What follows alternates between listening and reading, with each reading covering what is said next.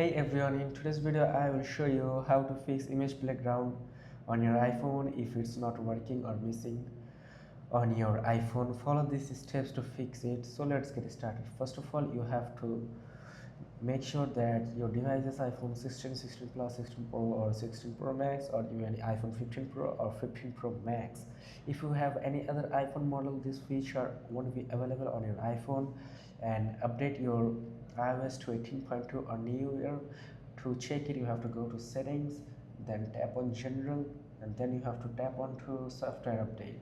Install iOS 18.2 or newer, and then search for the image. After updating image, Playground should install automatically. If you don't see it, swipe down to the last home screen page, use the search bar and type image playground on your iPhone. If it appears, drag it to your home, and if image playground isn't found, manually install it from the App Store. You have to go to App Store and you have to search for image playground and you have to download it.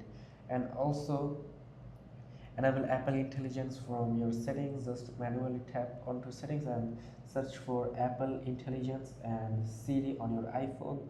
Then the option will be available. You just have to turn it on, and then go to settings again, and then tap onto general and scroll down and tap onto language and region, and make sure that your English is set to USA, English language and region. That's it.